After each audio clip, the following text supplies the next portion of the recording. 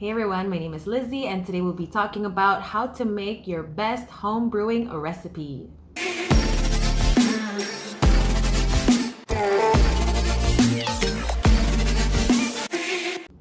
So first, we're gonna need a base, and the base is made of liquid. Do not fret, you do not need to crush grapes with your bare feet.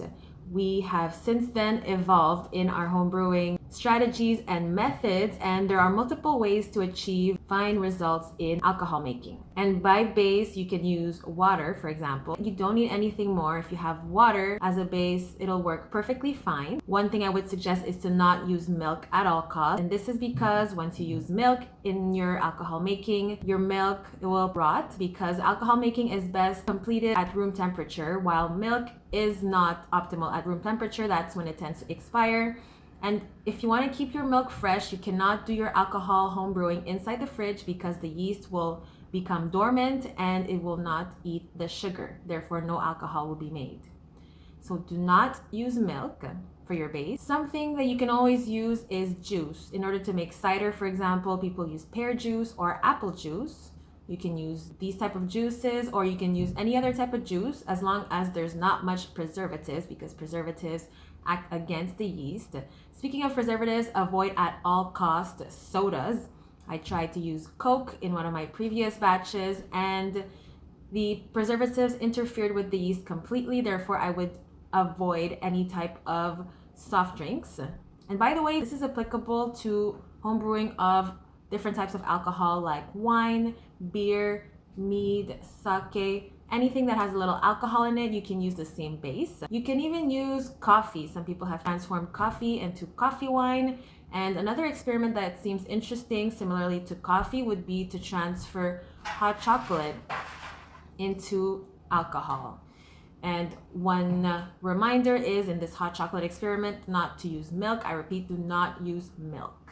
So that's for the base. And for the next ingredient, you're gonna want to have sugar. So for the next ingredient, we're talking about alcohol percentage and how is this affected? This is affected with the sugar content. So some people might use white sugar versus brown sugar, and from my previous experiment, white sugar yields more alcohol percentage because yeast has a harder time eating brown sugar. It has an easier time eating white sugar and therefore produces a bit more alcohol when the sugar that you're using is white sugar. You can also use brown sugar or yellow sugar or molasses. Molasses is a very distinct flavor, and molasses, similarly to brown sugar, is a bit challenging for the yeast to digest. Therefore, when you use brown sugar or molasses, your alcohol will have a sweeter hint to it. You can also use honey if you want to make mead. You can use maple syrup to make your type of alcohol. And you can always use juice as the sugar content, but you'll need to add more sugar to the juice. You have to make it seem like you're drinking diabetes because regular juice will not transform into much alcohol. The percentage will be super low because the yeast won't have enough sugar to transform into 10 or even 15% alcohol. As for the sugar content, we also have non-sweet sugar elements that make alcohol, which include rice. If you want to add rice, you can make the Japanese drink sake. If you want to add barley and hops, it makes beer. And if you want to add more fruit, mash more fruit and add it to your jar, it'll make wine or cider. So that's for the sugar content affecting your alcohol percentage. And now for the third ingredient, so we have the base, which is a liquid. The second one was sugar content for the alcohol percentage. And the third ingredient is for the taste.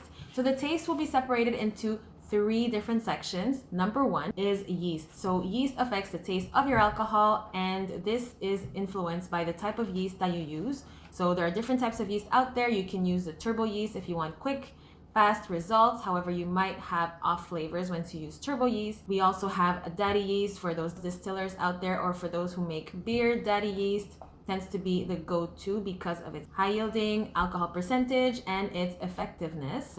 And for those who prefer the taste of champagne, wine, or cider, there are champagne yeast, or EC1118, that gives you more of a fruity flavor to your alcohol.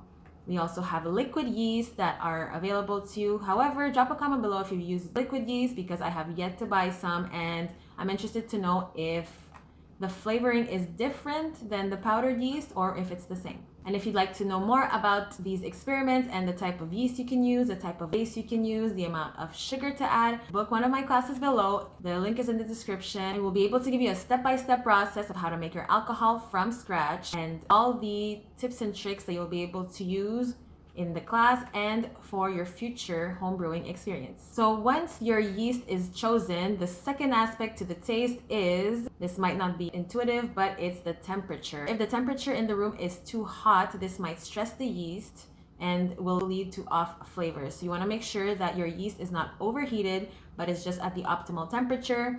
In the case of champagne yeast or EC 1118, the optimal temperature is 35 to 37 degrees Celsius, and this optimal temperature varies depending on the package of yeast that you use. So make sure that you're in the right temperature, because too hot will stress the yeast and too cold the yeast will become dormant and they will not make alcohol. They will not eat the sugar, therefore you'll just have sugar on one end, yeast on the other end, just lying beside each other with no action. In order to know if the fermentation is done or is still in progress, you'll need a hydrometer. We have a link in the description below to purchase a hydrometer. And your final gravity should vary between 0.990 and 1.000. This means that there is no more sugar for the yeast to eat. The yeast has eaten everything that it can potentially eat, and there is no more sugar to turn into alcohol. So once your fermentation is done and the final gravity is at that level, so 0.990 to 1.000, part 3 of the flavoring, which is to add flavoring after the fermentation is done. And you have a couple of ways to do so. First, before flavoring, if you taste your alcohol after the fermentation and you say, it's missing a little sweetness, let's say it's too dry, you can always back sweeten your alcohol. And what this means is that once your fermentation is done, you add sugar, preferably non-fermentable sugar, because if you add regular sugar, the yeast is just going to eat the new sugar and the sweetness that you want to achieve will just transform into alcohol. So it will not make it sweeter. In order for it to be sweeter, once you add non-fermentable sugar, this means that it will not be able to ferment. So the yeast won't be able to eat this type of sugar to make alcohol. Therefore, that sugar will remain as an ingredient to make your alcohol sweet. And this type of non-fermentable sugar varies. There are different types of non-fermentable sugar, including Splenda, but this will leave an aftertaste of Diet Coke. We also have stevia and other types of non-fermentable sugar that you can use. If ever you use regular sugar and you bottle your alcohol up, the yeast might eat this sugar that you've added, and this will lead to pressure inside the jar, because the yeast, when it eats sugar, it produces alcohol, but it also produces CO2, which are bubbles.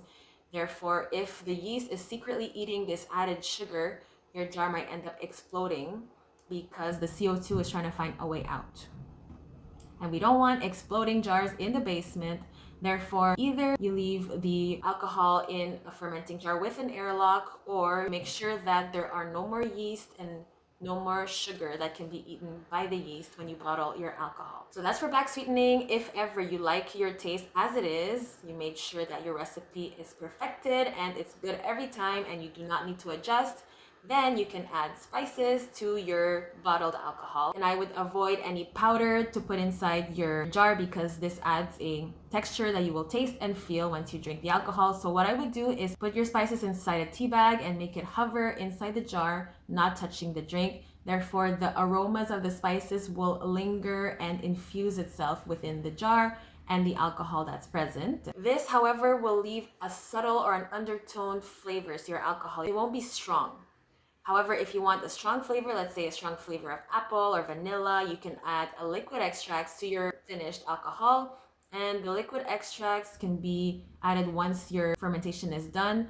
You can add 1 teaspoon up to 2 tablespoons of this extract, depending on how strong you'd like the flavor to be. And this way, there will be no powder interfering with the texture of your drink. And you will notice that flavor that you wanted to add, that makes it have that little oomph in flavoring. And for those distilling out there, there is a possibility to add flavoring in your still. Once you move your fermented drink into the still, you can add spices in your still to infuse your alcohol with these aromas. However, these aromas will be tasted at the end as an undertone. Once again, it won't be as strong as the extracts, because distilling purifies your alcohol and it strips all the color, all the flavor. all the yeast and particles from your original alcohol that was fermented, and it transforms it into a clear liquid at the end. That's a higher alcohol percentage. And the reason that this alcohol percentage is higher is that all the water and all the other elements are separated from the alcohol. If you found this video valuable, share with a friend. Don't forget to like and subscribe. I'll see you in the next one.